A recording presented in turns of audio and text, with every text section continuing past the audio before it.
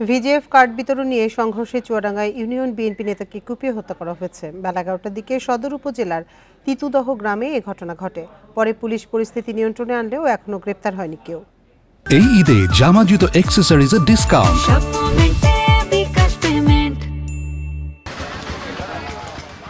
সদর উপজেলার তিতুদহ গ্রামে ভিজিএফ ও টিসিবির কার্ড বিতরণ কেন্দ্র করে কয়েকদিন ধরেই দেখা দেয় উত্তেজনা। এরই জেরে শনিবার সকালে তিতুদহ বাজারে সংঘর্ষে জড়িয়ে পড়ে দুই পক্ষ। দেশীয় অস্ত্র নিয়ে হামলা চালানো হলে ঘটনাস্থলেই নিহত হন ইউনিয়ন বিএনপির সাবেক সাংগঠনিক সম্পাদক রফিকুল ইসলাম। এদের দ্বন্দ্ব বেশ কিছুদিন ধরে চলছে। আজকে দুই গ্রুপের মুখোমুখি সংঘর্ষে একজন নিহত।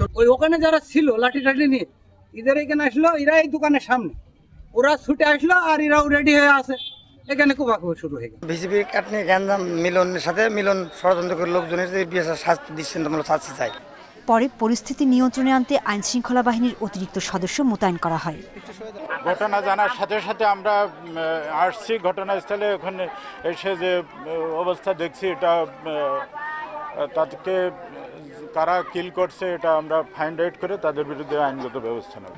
হামলাকারীদের চিহ্নিত করে গ্রেপ্তার এবং প্রয়োজনীয় আইনি ব্যবস্থা নেওয়ার আশ্বাস পুলিশের। Independent news.